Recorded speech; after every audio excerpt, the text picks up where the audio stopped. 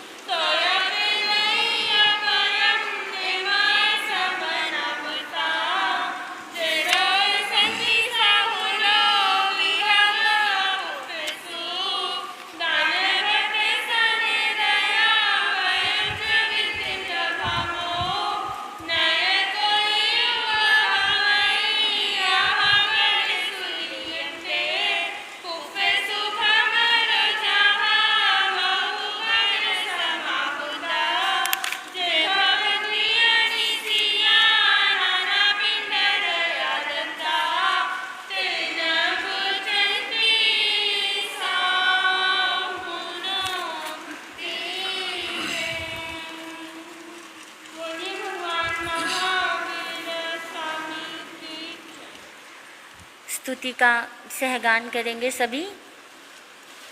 जानकी नंदन ख्याल सुचंदन देव भुवंदन क्षत्रिय जय कठिन प्रशासक करुणा भासक भव भवनाशक लोकहित जन मन रंजन कष्ट विभंजन सुमति सुदर्शन शांति भर जय जय हे गुरु भीष्म पितामह वंदन चरणे दुख श्वेत सुवस्त्रित भारत संचर दिव्य सुभास्वर तेजयुत मंगलदायक लक्ष्य सुजापक छंद निरंतर जापरत शतमुनि तारक संयम कारक राज ऋषीश्वर देवनुत जय जय हे गुरु भीष्म पितामह वंदन चरणे चंद्र सुशोभित इंद्र विराजित देव समर्चित कांचन जय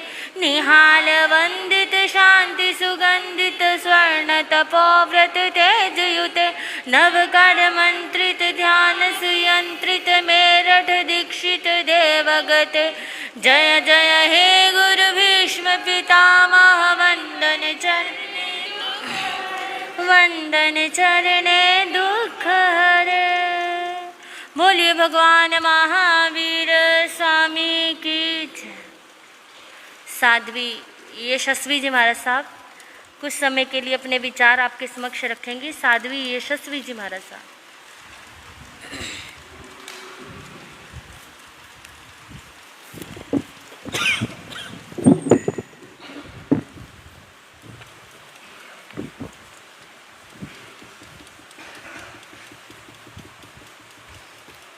बोलिए भगवान महावीर स्वामी की जय।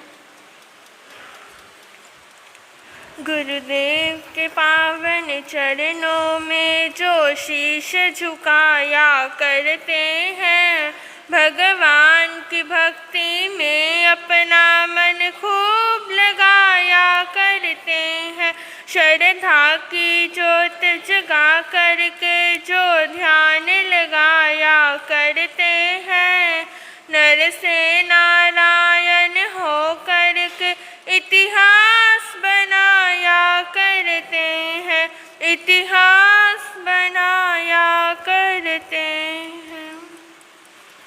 श्रवण भगवान महावीर स्वामी के चरणों में शत शत वंदन नमन। सभी पूज्य गुरु भगवंतों के चरणों में शत शत वंदन नमन। मम दादी गुरुवर्या उप परिवर्तनी सरल आत्मा श्री मंजुला जी महाराज के चरणों में शत शत वंदन नमन। मम गुरनी मैया कंठ कोकिला ओजस्वी वक्ता श्री सिमरन जी महाराज के चरणों में शत शत।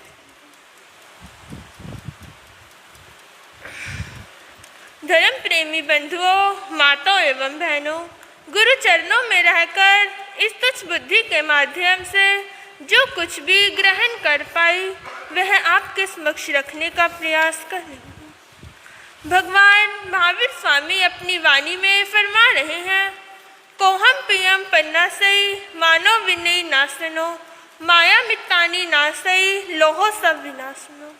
अर्थात क्रोध करने से मान का नाश हो जाता है। माया करने से, मान करने से विनय का नाश हो जाता है। माया करने से मित्रता समाप्त हो जाती है और लोभ से तो सभी गुणों का नाश हो जाता है। इसमें से दूसरा है मान। अहंकार करने से तो सभी गुण नष्ट हो जाते हैं। अहंकार सभी गुणों को नष्ट कर देता है। जिसके अंदर अहंकार की भावना आ जाती है उसमें विनय टिक ही नहीं सकती, और जहाँ पर विनय नहीं आती वहाँ पर सभी गुणों का नाश हो जाता है। जिस प्रकार सोडे की बोतल के अंदर एक गोली होती है, वह बाहर की वायु को अंदर नहीं जाने देती और अंदर की गैस को बाहर नहीं आने देती, उसी प्रकार व्यक्ति के गले में भी एक अहंकार की गोली होती है जो अंदर के विकारों को बाहर नहीं आने देती और बाहर के ज्ञान के बातों को भीतर नहीं जाने देती। एक बार गौतम स्वामी ने भगवान महावीर स्वामी से प्रश्न किया, हे भंते, मानव विजयनम नम भंते जीवे किम जिनियई। अर्थात मान पर विजय प्राप्त करने से व्यक्ति को किस लाभ की प्राप्ति होती है। तो भगवान महावीर स्वामी ने कहा, मानव विजयनम मध्वम जनियई, मानव विजयनम भंते नवम बंधम न बंधई पूवम बद्धम च विचरई। अर्थात मान पर विजय प्राप्त करने से विदुता की प्राप्ति होती है, नए कर्मों का बंध नहीं होता और पूर्व कर्मों की निर्जरा भी हो जाती है।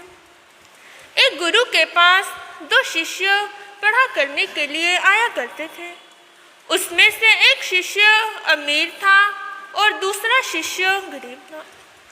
अब गुरु ने अपने मन में विचार किया कि गरीब शिष्य से तो मुझे कुछ नहीं मिलेगा, अमीर शिष्य से तो मिलने की संभावना भी है। अब यही सोचकर गुरु ने अमीर शिष्य को सारी विद्या दे दी और गरीब शिष्य को पढ़ा लिखाया नहीं। अब गुरु अपने मन में यही विचार कर रहे हैं और अमीर शिष्य को सारी विद्या मंत्र तंत्र सिखा दिए। अब दूसरे शिष्य ने सोचा कि गुरुजी से मुझे विज्ञान प्राप्त करना है और वह गुरु चरणों में गया और कहने लगा, गुरुजी मुझे भी कुछ ज्ञान ध्यान की बातें सिखा दे। तो गुरु ने कहा, कोई बात नहीं, समय आने पर तुझे सब कुछ सिखा दूंगा। अब गरीब शिष्य जब भी गुरु चरणों में जाता तो गुरुजी यही कहकर उसे टाल देते थे कि कोई बात नहीं, समय आने पर दे दूंगा। अब अमीर शिष्य अपने मन में विचार कर रहा है कि गुरुजी उसे कोई भी विद्या नहीं दे रहे। गुरुजी कितनी मेहरबान है मेरे ऊपर कि सारी कृपा उनके मुझी पर हो रही है। अब एक दिन की बात है, प्रातः काल में गुरुजी अपनी दिनचर्या करने के लिए जा रहे थे। अब गरीब शिष्य ने मौका देखा और गुरु के चरणों में चल गया, उनके चरणों में गिर गया और कहने लगा, गुरुजी मुझे भी आप कुछ ज्ञान ध्यान की बातें सिखा। अब गुरुजी को सुबह सुबह गुस्सा आ गया और कहने लगे, अरे मूर्ख, बेला देखा न कबेला। अब वह शिष्य सोचने लगा कि गुरुजी ने मुझे कोई मंत्र दे दिया। अब वह उसी बात का रट्टा लगा रखा है कि अरे मूर्ख, बेला देखा न कबेला। कुछ दिनों के बाद दोनों शिष्य गुरुजी के पास आते हैं और घर जाने की आज्ञा लेते हैं। एक शिष्य पूर्व की ओर चल देता है तो दूसरा पश्चिम की तरफ चल देता है। दोनों के बीच के रास्ते में एक नगरी आती थी। वहाँ के राजा की बेटे की शादी थी। सारी नगरी दुल्हन की भांति सजी हुई थी। चारों तरफ मिठाइयाँ बांटी जा रही हैं।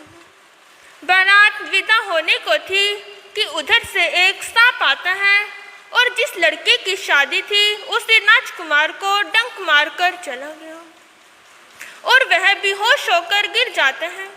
अब सारी नगरी में हाहाकार मच गया। इतने वैद्य हकीम सभी आए किंतु कोई भी उसे ठीक नहीं कर पाया।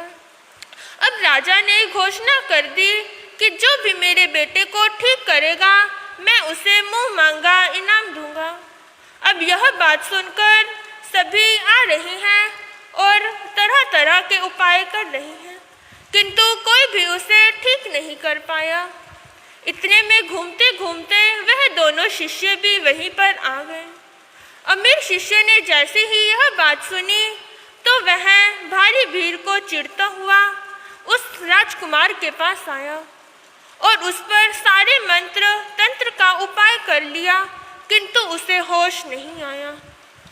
इतने में गरीब शिष्य भी वहीं पर आ जाता है और उसने भी यह सब देखा। वह भी राजकुमार को ठीक करने के लिए राजकुमार के पास आता है। वह सबसे पहले विनय भाव से अपने गुरु को वंदन नमन करता है, उन्हें याद करता है और उसी बात को दोहरा देता है, अरे मूर्ख, बेला देखा न कबेला। वह सांप झाड़ियों के पास छिपा हुआ था और वह सोचने लगा कि यह व्यक्ति कितनी सही बात कर रहा है। कहाँ तो सारी नगरी में खुशियाँ छाई हुई थी, बारात विदा होने को थी और जैसे ही मैंने डंक मारा तो यह बेहोश हो गया कि यह कितनी सही बात कर रहा है। अब वह सांप अपनी जगह से चलकर उस व्यक्ति के पास आता है और जहाँ पर उसने डंक मारा था अपना जहर वापस ले लेता है और कुछ समय बाद उसे होश आ गया। अब राजा ने उसे मुंह मांगा इनाम देकर उसे विदा कर दिया। अब अमीर शिष्य को क्रोध आ जाता है।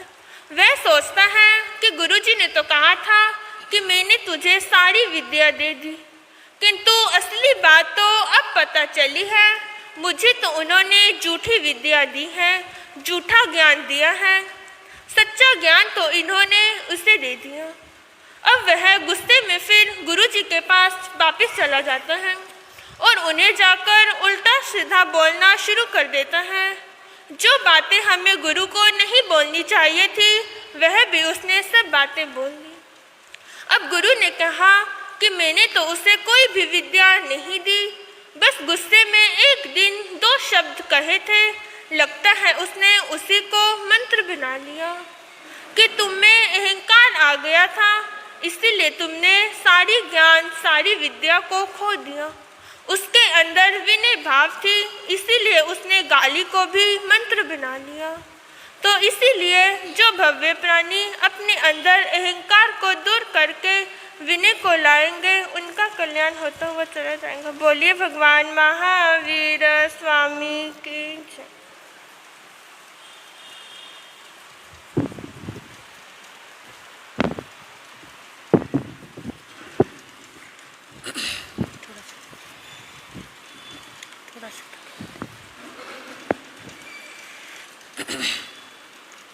बोलिए भगवान महावीर स्वामी की जय। यही संसार की रीत है, बोया जो फल वो पाना पड़ेगा।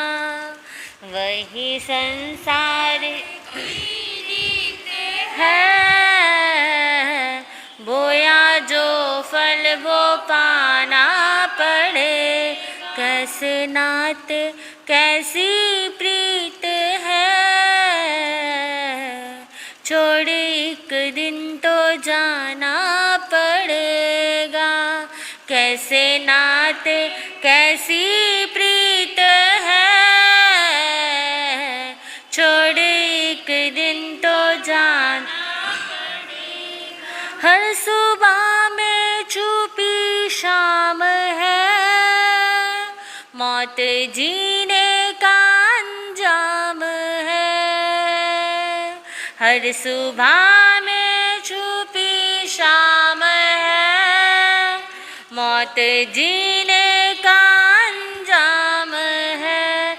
इसमें रोने का क्या काम है, साथ में जो प्रभु नाम है।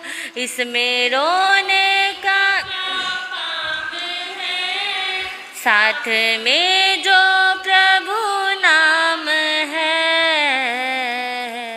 वही सबसे बड़ा मीत इसके चरणों में आना पड़ेगा।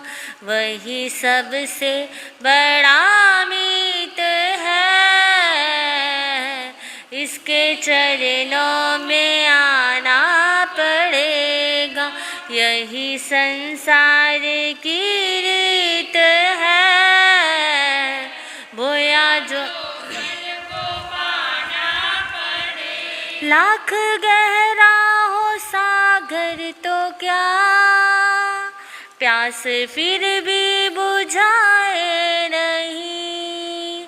लाख गहरा हो सागर तो क्या, प्यास फिर भी बुझाए। तुम दया के हो सागर तो क्या, दया बरसाने आए नहीं।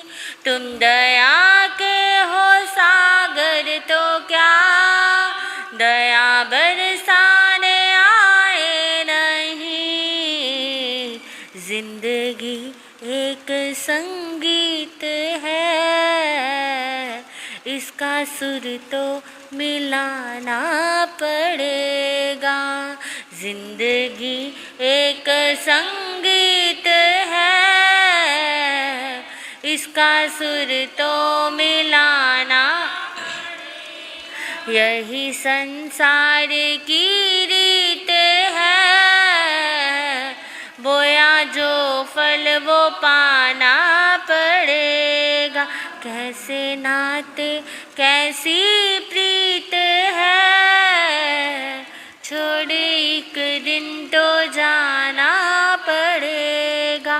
छोड़ एक दिन तो जाना पड़ेगा। बोलिए भगवान महावीर स्वामी की जय।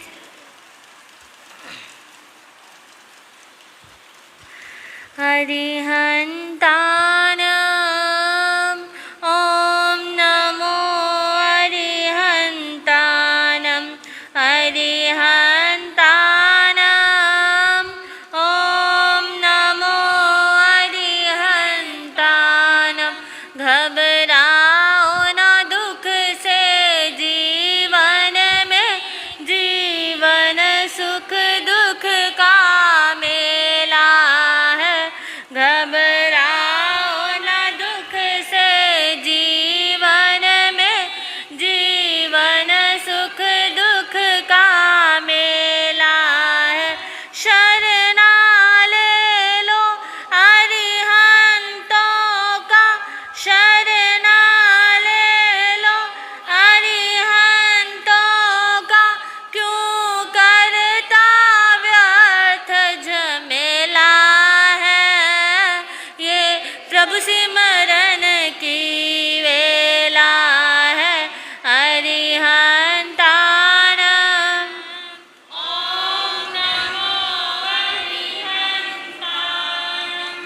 साहु गोयम पन्नाटे, छिन्नो में संशय मो। नमो ते संशयाय सब सुतम होयई। जी हाथ जोड़ गुरानु मेरी,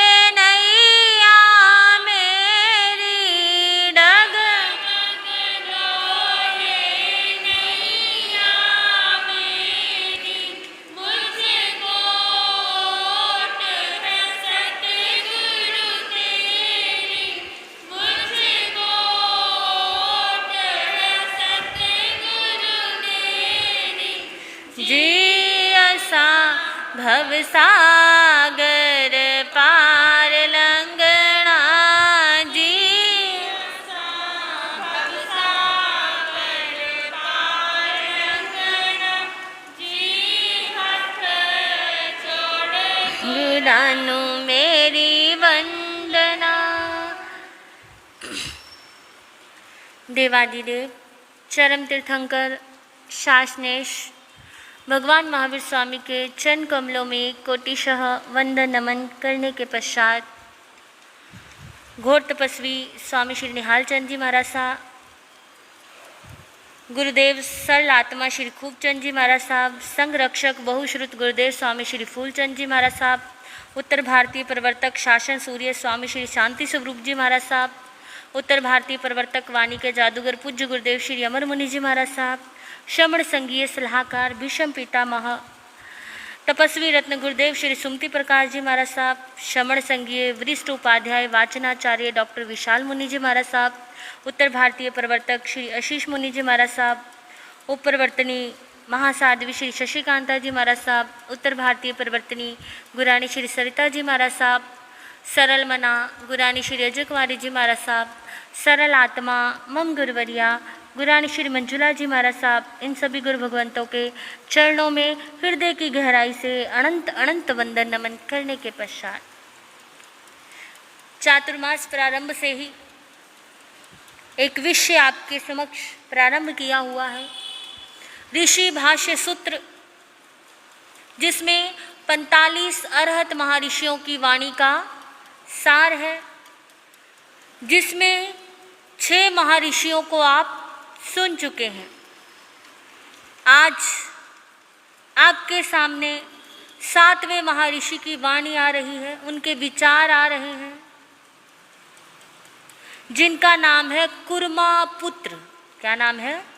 कुर्मा पुत्र। क्या कहते हैं? सबम दुखम वहम दुखम दुखम सुसुतनम दुखी व दुख चरियम चरिता सब दुखम सवेति तवसा। कुर्मा पुत्र महर्षि संसार का दिग्दर्शन करवाते हैं। वो क्या वाणी को फरमाते हैं, उससे पहले आइए थोड़ा सा इतिहास में चलते हैं। कुर्मा पुत्र महर्षि जो गृहस्थ में रहकर संसार की नश्वरता को बताते हैं। कुर्मा पुत्र महर्षि गृहस्थी में है, वैराग्य हो चुका है, लेकिन संयम नहीं लिया। क्यों? क्योंकि माता पिता की सेवा करने वाला कोई नहीं था और सेवा कर रहे हैं माँ बाप की। सेवा करते करते केवल ज्ञान की प्राप्ति हो गई और माँ बाप जो मन में सोचते हैं वही पहले पूरा कर देते हैं। एक दिन माँ बाप ने सोचा खीर खानी है, खीर आ गई। जो भी कार्य वो सोचते वो हो जाता। अब माँ बाप सोचने लगे कि हमने जुबान से तो कुछ नहीं बोला, मात्र मन में सोचा था, तो इनको कैसे पता लग गया। एक बार माता पिता ने पूछ लिया, जो हम सोचते हैं वो तुम कर देते हो, क्या तुम्हें किसी ज्ञान की प्राप्ति हुई? और कुर्मा पुत्र महर्षि कहने लगे आपकी कृपा है। क्या है? आपकी कृपा है। और माँ बाप पूछने लगे चलो ये बता दो कि आके जाने वाला या आके ना जाने वाला। क्या? आके जाने वाला या आके ना जाने वाला? हाथ जोड़कर नम्रता से खड़े हैं और कहने लगे आके ना जाने वाला ज्ञान क्या हुआ, प्राप्त हुआ। और माँ बाप की आंखों से आंसू आने लग गए कि केवल ज्ञानी से हमने क्या करवाई, सेवा करवाई। और कहने लगे कि अब आप संयम के पथ को धारण करो और हमारी सेवा तो हो ही जाएगी। कुर्मा पुत्र महर्षि, वैराग्य हुआ, केवल ज्ञान हुआ, लेकिन एक छोटी सी घटना उनके वैराग्य का कारण बन गई। घटनाएं बहुत घटती हैं, लेकिन कोई शिक्षा ले लेता है और कोई उसे पुनः दोहराता है। महर्षि नदी के किनारे स्नान कर रहे थे। उन्होंने देखा एक पक्षी उड़ रहा है और उस पक्षी के पीछे अनेक पक्षी उड़ रहे हैं। और गौर से देखा कि उस पक्षी की चोंच में एक मांस का टुकड़ा है। उस मांस के टुकड़े को लेने के लिए सभी उस पर चोंच मार रहे हैं, उसको दुख दे रहे हैं, उसको तकलीफ दे रहे हैं। और जैसे ही वो मांस का टुकड़ा छोड़ा, किसी दूसरे पक्षी के मुंह में गया, किसी दूसरे पक्षी की चोंच में गया, सारे पक्षी उसके पीछे चल दिए। और महर्षि देख रहे हैं कि ये जो मांस का टुकड़ा है, जिसके भी चोंच में है, सभी पक्षी उसी के पीछे चल रहे हैं। और जो इसका त्याग करता है उसको शांति मिल जाती है। अब वहीं से चिंतन शुरू होता है, वहीं से वैराग्य के बीज उत्पन्न होते हैं, वहीं से उनकी वाणी प्रारंभ होती है। संसार का दिग्दर्शन कराते हुए कहते हैं, देखिए दुख व्यक्ति को हर पल है। क्या? दुख हर किसी के जीवन में है। दुख चाहता कोई नहीं है, ना चाहते हुए भी आ जाता है। कोई दुख नहीं चाहता, लेकिन फिर भी दुख आ रहा है। ना चाहते हुए भी व्यक्ति के जीवन में दुखों का सागर है। क्यों? क्योंकि उसकी तृष्णा खत्म नहीं हो रही। क्या नहीं हो रही? वो जो पक्षी के पास मांस का टुकड़ा है, वो क्या है? तृष्णा है। वो तृष्णा कभी व्यक्ति की खत्म नहीं हो रही। क्योंकि क्या कहते हैं? आशा कर दे बंदे दिया हुंदिया न पूरिया, आशा कर दे बंदे दिया हुंदिया न पूरिया, कल्पदा बथेरा तावीर दिया अधूरिया, कल्पदा बथेरा तावीर दिया अधूर, आशा कर दे बंदे दिया हुंदिया न पूरिया, आशा कर दे बंदे दिया हुंदिया न पूरिया, कल्पदा बथेरा तावीर दिया अधूरिया, कल्पदा बथेरा तावीर दिया अधूरिया। इंसान जितना मर्जी सोच ले, कहते हैं एक इच्छा पूरी हुई, दूसरी शुरू हो जाती है, दूसरी पूरी होती है, तीसरी शुरू हो जाती है। कहते चार चीजें कभी भी पूरी नहीं होती, अथी नथी किंचम अकिंचम।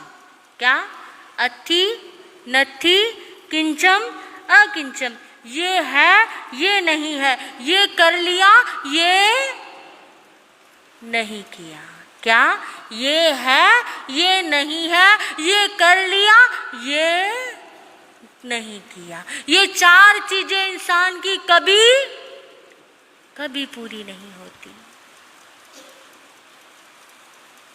पानी उबल रहा है, चूल्हे में अग्नि जल रही है और पानी उबाले मार रहा है, ऊपर पंखा भी चल रहा है, लेकिन पानी ठंडा क्या नहीं हो रहा? लेकिन पानी ठंडा नहीं हो रहा, बल्कि पानी का स्वभाव शीतलता है, लेकिन वो अपने स्वभाव को छोड़कर विभाव की ओर आया हुआ है। और उसे एक पंखा तो क्या 1000 पंखे भी चला दो तो भी ठंडा नहीं कर सकते, क्योंकि नीचे अग्नि चलती जा रही है, उसको ईंधन मिलता जा रहा है और वो चलती जा रही है, और वो पानी ठंडा होने वाला नहीं है। और अग्नि को शांत किया जाए और पानी को नीचे उतार के रख दिया जाए और वो क्या हो जाएगी? पानी ठंडा हो जाएगा। बेशक पानी में इतनी ताकत है कि वो अग्नि को बुझा सकता है, बेशक पानी में इतनी ताकत है कि वो अग्नि को बुझा सकता है, लेकिन अग्नि के ऊपर है फिर भी तप रहा है। क्यों? क्योंकि बर्तन का आवरण आया हुआ है। किसका? बर्तन का आवरण आया हुआ है, और अग्नि और जल में मात्र वो बर्तन ही है। वो बर्तन तपता है और फिर पानी क्या होता है? तपता है। ऐसे ही कुर्मा पुत्र महर्षि कहते हैं, तृष्णा की आग कभी भी शांत नहीं होगी। जब तृष्णा की आग शांत नहीं होगी तो आप अपने कर्मों को शांत क्या नहीं कर सकते? कर्मों को शांत नहीं कर सकते। एक एक अंग क्या कहते हैं ऋग्वेद में? अंगम गलितम कलितम मुंडम दशम वहिनम जातम कुंडम वृद्धो याति ग्रहिषा दंडम कदापि न मुंचति आशा पिंडम भज गोविंदम भज गोविंदम भज गोविंदम। क्या कहते हैं? अंग गलितम, आपका एक एक अंग गल रहा है। क्या? एक एक अंग गल रहा है, लेकिन तृष्णा शांत होने का नाम नहीं ले रही। क्या कहते हैं? कलितम मुंडम, काले बाल सफेद हो गए। क्या हो गए? काले बाल सफेद हो गए, फिर भी तृष्णा मरने का नाम नहीं ले रही। और क्या कहते हैं? दशम बहिरम जातम कुंडम, तेरा एक एक दांत करके गिर रहा है। जब तू हंसता था लोग कहते थे मोतियों जैसे दांत हैं, आज वो दांत भी एक एक करके गिर रहे हैं, लेकिन तृष्णा नहीं मर रही। और क्या कहते हैं? कालो क्रीडति गच्छसि आयु, काल अपनी क्रीड़ा कर रहा है और आयु गच्छसि जा रही है। क्या हो रही है? काल क्रीड़ा कर रहा है और आयु जा रही है, लेकिन व्यक्ति की तृष्णा क्या हो रही? तृष्णा नहीं खत्म हो रही। जहाँ लाभ है वहाँ लोभ है। हमेशा इंसान के मन में ये रहता है कि ये मेरे पास नहीं है, ये मेरे पास नहीं है। कहते हैं ऐसी स्थिति है कि कोहलू का बैल क्या आंखों पर पट्टी बांधी, रस्सी बांधी और घुमाया जा रहा है, और घूमते घूमते रात्रि को थक कर चूर हो गया, लेकिन फिर भी वही है कोहलू का बैल। वो थक जाता है, सारा दिन मेहनत करता है, लेकिन फिर भी कुछ प्राप्त नहीं कर पाता। ऐसा ही इंसान है, पूरी जिंदगी दौड़ता है, पैसा कमाने के लिए दौड़ता है, अपना सुख चैन भी खत्म कर देता है, और अंतिम अवस्था आ रही है, अंग अंग गल रहा है। कहते हैं कि कुछ व्यक्ति ऐसे भी देखे हैं जो तृष्णा के चक्कर में ऐसे पड़े होते हैं कि शरीर जर्जरित हो रहा है। क्या हो रहा है? शरीर गल रहा है, लेकिन फिर भी कहते हैं महाराज जी क्या करना है? दुकान पर तो जाना ही है, काम धंधा तो करना ही है। और क्यों? क्योंकि मन की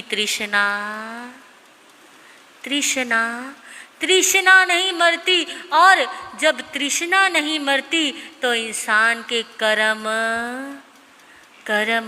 नहीं कर सकते, क्योंकि तृष्णा ही संसार में भ्रमण करवाती है, और तृष्णा ही इंसान को लेकर जाती है। कुछ भी साथ नहीं जाएगा जब जहाँ से कुछ भी न साथ होगा, जब जहाँ से कुछ भी न साथ होगा, 2 गज कफन का टुकड़ा तेरा लिबास होगा।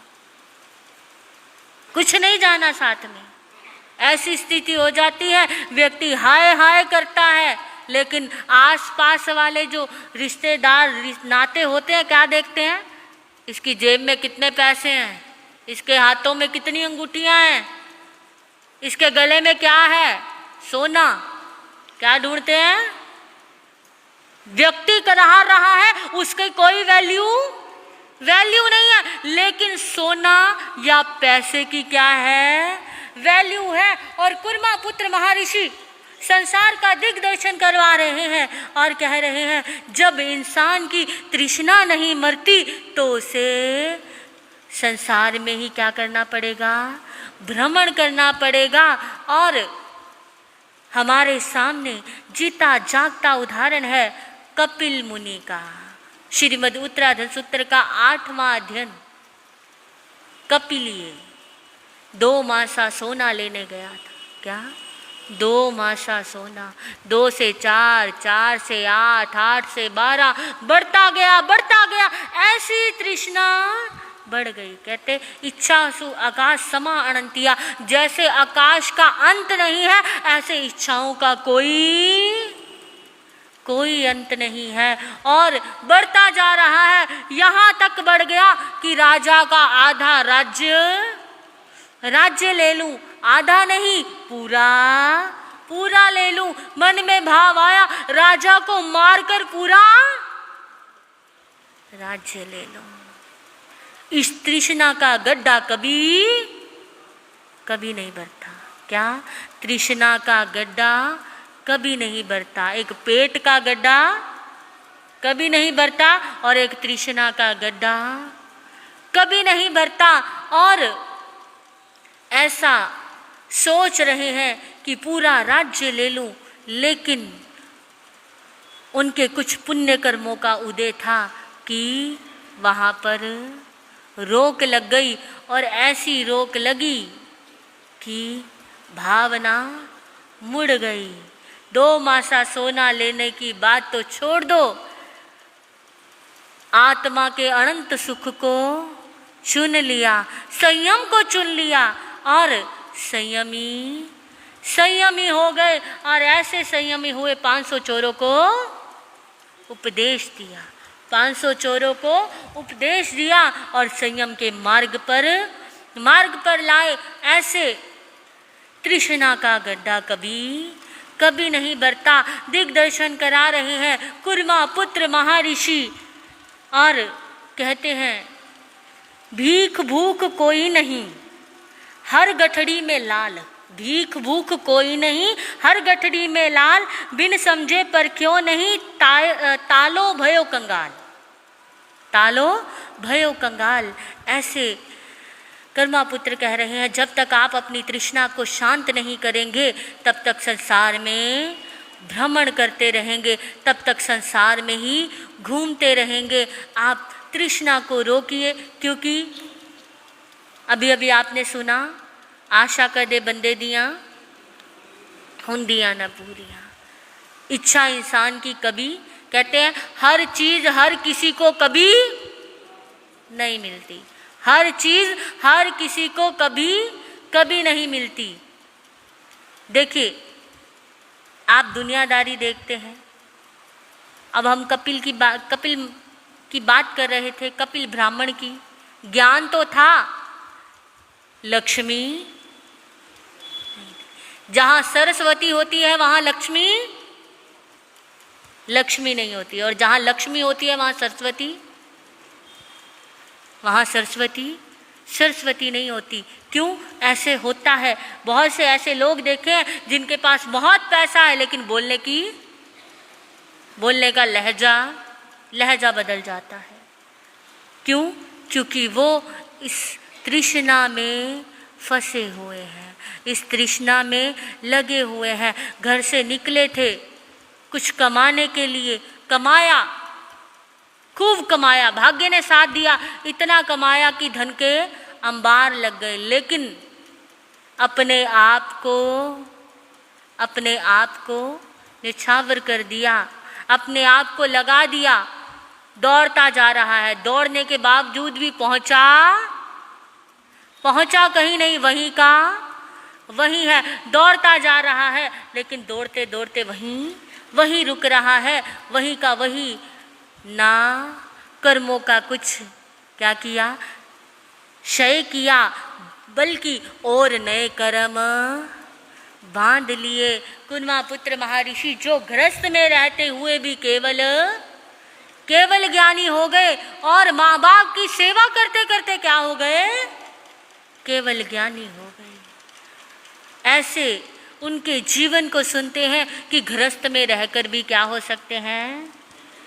कुछ ऐसे श्रावक होते, कहते महाराज जी आप तो साधु संतो, हम तो गृहस्थी हैं, फंसे हुए हैं। ऐसा नहीं होता। आपने मान लिया कि हम मकड़ी के जाले की मकड़ी हैं। क्या है? आप मान चुके हैं, आपने ये धारणा बना ली है कि हम इस जाले से बाहर नहीं निकल सकते, क्योंकि लोगों की मेंटेलिटी बन जाती है कि हम तो महाराज जी यहाँ से निकल ही नहीं सकते, यहाँ से जा ही नहीं सकते। लेकिन ऐसा नहीं है। ये तृष्णा का जो जाल है, इसे तोड़ना पड़ेगा, तभी मोक्ष के मार्ग पर आगे बढ़ेंगे। आगे कर्म पुत्र क्या कहते हैं, आप आएंगे तो आपको सुनने से पता लगेगा। इन्हीं शुभ भावनाओं के साथ, इन्हीं मंगल कामनाओं के साथ, वीर नाम के हीरे मोती, प्रभु नाम